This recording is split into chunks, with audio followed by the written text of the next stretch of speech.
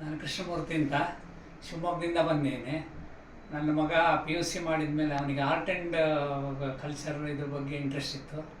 ಹಾಗೆ ಅದರಿಂದ ಎಲ್ಲ ಹುಡುಗರುಗಳು ಸಾಮಾನ್ಯವಾಗಿ ಇಂಜಿನಿಯರಿಂಗು ಮೆಡಿಕಲ್ಲು ಇದಕ್ಕೆ ಹೋಗ್ತಾರೆ.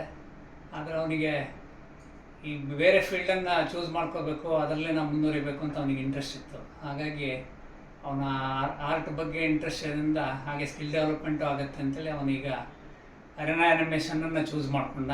ಇರೋದ್ರಲ್ಲಿ ಬೆಸ್ಟ್ ಈಸ್ ಅರೆನಾ ಆ್ಯನಿಮೇಷನ್ನು.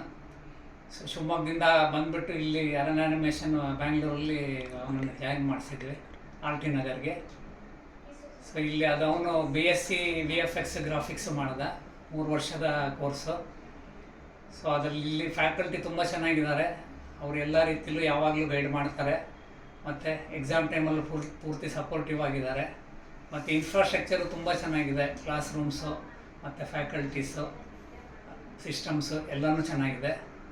ಮತ್ತು ಗೌರ್ಮೆಂಟ್ ಆಫ್ ಇಂಡಿಯಾ ಈಗಿನ ಲೇಟೆಸ್ಟ್ ಇದ್ರ ಪ್ರಕಾರ ಆರ್ಟ್ ಆ್ಯಂಡ್ ಆ್ಯನಿಮೇಷನ್ನು ಈ ಫೀಲ್ಡಲ್ಲಿ ತುಂಬಾ ಸ್ಕೋಪ್ ಇದೆ ಈಗ. ಸೊ ಜಾಬ್ ಆಪರ್ಚುನಿಟೀಸು ಜಾಸ್ತಿ ಇರೋದ್ರಿಂದ ಕೆಲಸ ಉದ್ಯೋಗ ಹುಡುಕ್ಲಿಕ್ಕೆ ಏನೂ ಕಷ್ಟ ಆಗೋದಿಲ್ಲ. ಹಾಗೆ ನನ್ನ ಮಗ ಒಳ್ಳೆ ರೀತಿಯಲ್ಲಿ ಓದಿ ಒಳ್ಳೆ ಡಿಸ್ಟಿಂಕ್ಷನ್ನಲ್ಲಿ ಪಾಸಾಗಿ ಒಳ್ಳೆ ರೀತಿ ಮಾರ್ಕ್ಸ್ ತಗೊಂಡಿದ್ದಾನೆ. ಸೊ ಅದರಿಂದ ಯಾರು ಈ ಫೀಲ್ಡಲ್ಲಿ ಇದ್ರ ಫೀಲ್ಡಲ್ಲಿ ಮುಂದೆ ಹೋಗಬೇಕು ಅಂದರೆ ಅವ್ರಿಗೆ ಉದ್ಯೋಗನೂ ಆರಾಮಾಗಿ ಸಿಗುತ್ತೆ. ಹಾಗಾಗಿ ಬರೀ ಇಂಜಿನಿಯರಿಂಗ್ ಮೆಡಿಕಲ್ಗಿಂತನೂ ಈ ಫೀಲ್ಡನ್ನು ಚೂಸ್ ಮಾಡಿಕೊಂಡು ಶಾರ್ಟ್ ಟರ್ಮ್ ಕೋರ್ಸ್ಗಳಿದೆ ಹಾಗೂ ಲಾಂಗ್ ಟರ್ಮ್ ಕೋರ್ಸ್ಗಳಿದೆ.